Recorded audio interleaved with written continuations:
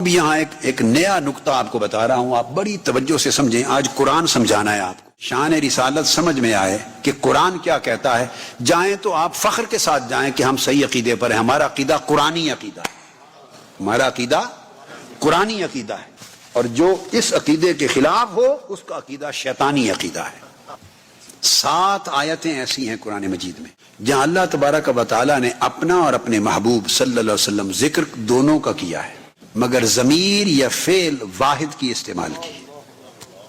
یعنی اس طرح سمجھیں کہ اگر میں ایک جملہ بولتا ہوں، آپ بتائیں کہ از اٹ کریکٹ اور انکریکٹ، غور سے سنیں، پھر آپ بتائیں گے کہ صحیح بولا ہے یا غلط بولا ہے۔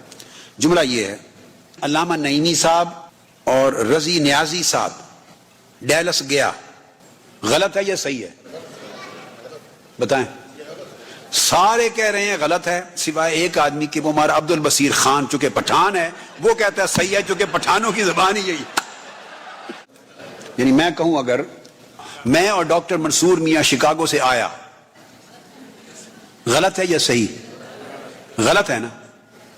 اب ابھی میں قرآن کی آیت بتاؤں گا، قرآن مجید کی آیت میں اس طرح بیان کی، اللہ نے اپنی اور اپنے رسول کی بات کو، اپنی اور اپنے رسول کی بات کر کے تو آگے واحد کی ضمیر استعمال کیا۔ قرآن مجید نے کہا، سورہ توبہ آیت نمبر 62، ارشاد فرمایا واللہ ورسولہ احق ان یردوہ۔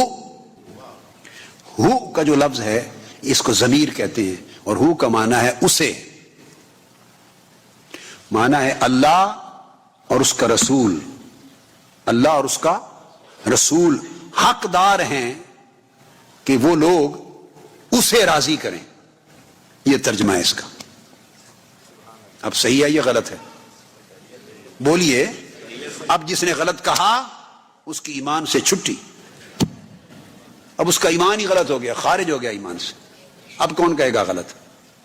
اللہ نے مور لگا دی، فرمایا اللہ اور اس کا رسول حقدار ہیں کہ وہ سب لوگ، سب صحابہ، مومن غیر مومن، سارے کے سارے، یہ نہیں کہا کہ انہیں راضی کریں، یہ نہیں کہا کہ انہیں راضی کریں، کہا یردو ہو، اسے راضی کریں۔ اللہ رسول دونوں کا حق ہے کہ لوگ اسے راضی کریں، یہ معنی ہے۔ اللہ رسول دونوں کا یہ حق ہے کہ لوگ اسے راضی کریں۔ اب یہاں اسے ہونا چاہیے یا انہیں؟ نہیں، اب ایکچوئل بتائیں کیا ہونا چاہیے تھا؟ انہیں، لیکن اللہ نے انہیں نہیں کہا، کیونکہ اگر دو کا ذکر ہے تو ترکیب بنتی تھی واللہ ورسولہ احق ان یردوہما، کہ اللہ اور اللہ کا رسول ان کا حق ہے کہ لوگ ان دونوں کو راضی کریں۔ اگر زیادہ کی بات ہوتی تو کہتے یردوہم، وہ ان سب کو راضی کریں، چونکہ اللہ اور رسول دو کی بات ہے تو چاہیے تھا کہا جاتا ان یردوہما، کہ حقدار ہے وہ دونوں کا حق ہے کہ لوگ ان دونوں کو راضی کریں۔ اب اللہ پاک نے ذکر دونوں کا کیا، اپنا اور رسول کا۔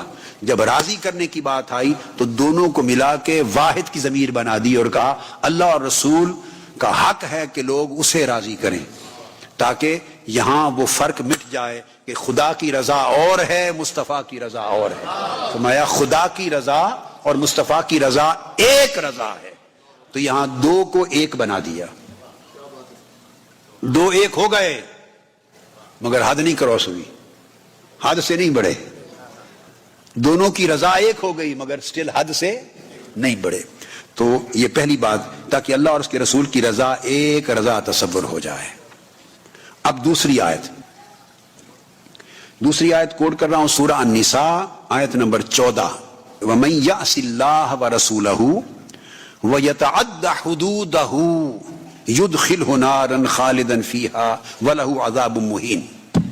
وَمَن يَعْصِ اللَّهَ وَرَسُولَهُ وَيَتَعَدَّ حُدُودَهُ، اور جو کوئی اللہ اور اس کے رسول کی نافرمانی کرے اور اس کی حدوں کو توڑے۔ دو کی بات ہو رہی ہے، اللہ اور اس کے رسول کی نافرمانی کرے تو کیا ہونا چاہیے تھا؟ وَيَتَعَدَّ حُدُودَهُمَا، کہ ان کی حدود کو توڑے۔ ذکر دو کا کیا، ضمیر ایک کی لگائی، تاکہ پتہ چل جائے کہ حدیں خدا قائم کرے یا مصطفیٰ قائم کرے وہ حد ایک ہی ہوتی ہے، وہ دو حدیں نہیں ہوتی۔ خدا کی قائم کردہ حد بھی وہی ہے جو مصطفیٰ کی قائم کردہ حد ہے، اور مصطفیٰ کی قائم کردہ حد وہی ہے جو خدا کی قائم کردہ حد ہے۔ تو خدا اور ہستی ہے، مصطفیٰ اور ہستی ہے. خدا خالق ہے، رسول مخلوق ہیں. خدا بھیجنے والا ہے، رسول آنے والے ہیں. خدا معبود ہے، رسول عبد ہیں. یہاں تو دو ہیں، مگر جب حکم دیتے ہیں، رضا دیتے ہیں، عطا کرتے ہیں، حد قائم کرتے ہیں، تو وہاں وہ حکم ضم ہو کر ایک بن جاتا ہے، ایک ہو جاتا ہے. یتعدی حدودہ، کہ اس کی حدوں کو توڑے. پھر آگے آئیے، تیسری آیت سورہ الانفال آیت نمبر 20. اب یہ قرآن سے شان رسالت کو سمجھایا جا رہا. سمجھ آیا کہ قرآن شان رسالت کو کیسے بیان کرتا ہے، کیا کیا ہائٹس اور کیا کیا عظمتیں اور کیا کیا مختلف ایسپیکٹس دکھاتا ہے، کیا کیا ڈائمینشنز دکھاتا ہے قرآن. فرمایا الانفال آیت نمبر 20، یا ایھا الذین آمنوا اطیعوا اللہ ورسولہ ولا تولوا عنہ وانتم تسمعون. سورہ انفال آیت نمبر 20. فرمایا اے ایمان والو، اللہ کی اطاعت کرو اور اس کے رسول کی. اللہ کی اطاعت کرو اور رسول کی. دو کا ذکر آ گیا نا، اللہ اور اس کے رسول کی اطاعت کرو. ولا تولوا عنہ، اور اس سے منہ نہ پھیرو. کس سے؟ باری تعالیٰ کس سے؟ اللہ جواب دیتا ہے اس سے. باری تعالیٰ کس سے؟ وہ کہتا ہے بتا نہیں دیا، اس سے. باری تعالیٰ بات تو دو کی ہوئی ہے، اطیعوا اللہ و رسولہ، اللہ کی اور اس کے رسول کی اطاعت کرو. اب کس سے منہ نہ پھیرنے کی بات ہے؟ وہ فرماتا ہے اس سے. وہ نہیں کہتا ان سے. ولا تولوا عنہما نہیں کہا کہ اللہ اور اللہ کے رسول سے منہ نہ پھیرو، ان کی نافرمانی نہ کرو. فرمایا اللہ رسول کی اطاعت کرو اور اس کی نافرمانی نہ کرو. یہاں جب نافرمانی کی بات آئی تو خدا اور مصطفیٰ دونوں کا حکم ایک ہو گیا. ولا تولوا عنہ، اس کی نافرمانی نہ کرو. اللہ پاک نے فرمایا کہ تم جو بار بار پوچھ رہے ہو کس کی کس کی کس کی، ارے یہی تمہاری کس کو تو درست کرنا چاہتا ہوں کہ نافرمانی مصطفیٰ کی ہو تو میری ہے، میری ہو تو مصطفیٰ کی ہے. خدا و مصطفیٰ کا فرمان بھی ایک ہے اور ان کی نافرمانی بھی ایک ہے. تو ایک واحد کی ضمیر استعمال کی. پھر اسی طرح سورہ الانفال آیت نمبر 24 اللہ رب العزت نے ارشاد فرمایا یا ایھا الذین آمنوا استجیبوا للہ وللرسول اذا دعاکم لما یحییکم. اے ایمان والو، اللہ اور اللہ کے رسول جب آواز دیں، اللہ اور اللہ کے رسول کی آواز پہ لبیک کہا کرو. اللہ اور اللہ کے رسول کے بلاوے پر لبیک کہا کرو، حکم مانا کرو، اجابت کیا کرو. استجابت کا حکم ہے. اللہ اور اللہ کے رسول کی آواز حکم کو مانا کرو. اذا دعاکم، جب وہ تمہیں بلائے. یہ نہیں فرمایا جب وہ تمہیں بلائیں. عربی میں چاہیے یہ تھا نحو اور لغت کے قاعدے کے مطابق اذا دعواکم، کہ جب اللہ اور رسول بلائیں، یہ بنتا تھا اذا دعواکم.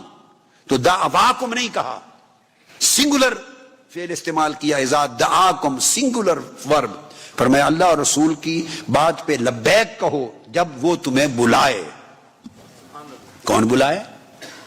تو بلانے کے وقت ایک کا کہہ دیا، ذکر دو کا کر دیا.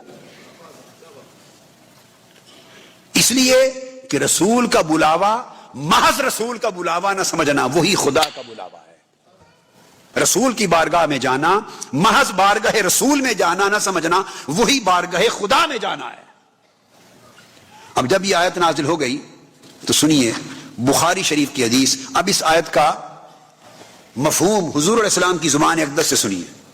اس آیت کی شرح آقا نے کی. صحیح بخاری میں آتا ہے، حضرت ابو سعید بن معلہ رضی اللہ تعالیٰ عنہ حدیث کے راوی ہیں. فرماتے ہیں ابو سعید بن معلہ رضی اللہ تعالیٰ عنہ فرماتے ہیں کہ میں نماز پڑھ رہا تھا. میری نماز کے دوران، یہ حدیث بخاری شریف کی صحیح حدیث، میری نماز کے دوران آقا علیہ السلام کو کوئی کام ہوا، کوئی ضرورت پیش آئی تو فدعانی رسول اللہ صلی اللہ علیہ وسلم، تو آقا علیہ السلام نے مجھے آواز دی، ابو سعید. آواز دی آقا علیہ السلام نے، یا ابا سعید. میں نماز پڑھ رہا تھا. فرماتے ہیں فلم اجب ہو، تو میں نماز پڑھتا رہا تو میں نے آقا علیہ السلام کو جواب نہیں دیا چونکہ نماز میں تھا. تو آقا علیہ السلام نے بلایا تو میں خاموش رہا، جواب نہیں دیا.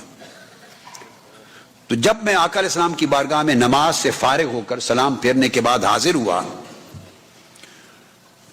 تو آقا علیہ السلام نے مجھ سے پوچھا ثم اتیتہ، نماز کے بعد جب حاضر ہوا تو فقال ما منعک ان تأتینی، ابو سعید جب میں نے تمہیں بلایا تھا تو تمہیں کس شے نے روکا؟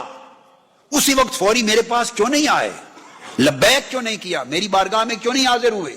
کس نے تمہیں روکا؟ فقلت یا رسول اللہ صلی اللہ علیہ وآلہ وسلم انی کنت اصلی. اب یہ حدیثیں ہیں، یہ آیتیں ہیں، یہ قرآن ہی ہے، مگر بہت سی جگہیں دنیا میں آپ کو ایسی ملیں گی کہ اگر آپ 25 سال بھی وہاں 40-50 سال بھی گزار دیں، جمعہ بھی پڑھیں، خطاب بھی سنیں، مجالس میں جائیں، نہ یہ آیتیں کبھی سننے کو ملیں گی، نہ یہ حدیث ملیں گی. ایسے جیسے یہ آیتیں ہی نہیں ہیں، معاذ اللہ ستیلا سلوک ہو گیا ان کے ساتھ. استغفر اللہ العظیم، نقل کفر نہ باشد، جیسے آیتیں ہی خارج کر دی گئی ہیں. کوئی نہیں سنائے گا یہ آیتیں، یہ حدیثیں کوئی نہیں سنائے گا. دین کو ٹکڑے کر دیا گیا ہے. اپنا جو پرسنل ویو ہے، اپنا جو ویژن ہے ذاتی، اپنا جو عقیدہ، اپنی جو سوچ ہے، اس کو ٹھوس دیا ہے قرآن اور حدیث پر. مطلب کی چیزیں لینی ہے، دوسری چھوڑ دینی ہے، اور لوگوں کے اوپر فتوے لگانے ہیں الٹا. تو عرض کرتے ہیں حضرت ابو سعید یا رسول اللہ صلی اللہ علیہ وسلم کہ میں نماز پڑھ رہا تھا اس لیے حاضر نہیں ہوا. آگے جواب سنیے. آقا علیہ السلام نے فرمایا فقال صلی اللہ علیہ وسلم علم یقل اللہ تعالی استجیبوا للہ وللرسول اذا دعاکم لما یحییکم. ابو سعید تم نے خدا کا حکم نہیں سنا کہ جب خدا اور مصطفیٰ آواز دے تو فوری لبیک کر کے بارگاہ میں چلے جایا کرو؟ تو میرے بلاوے پر آنا ضروری تھا یا نماز پڑھتے رہنا ضروری تھا؟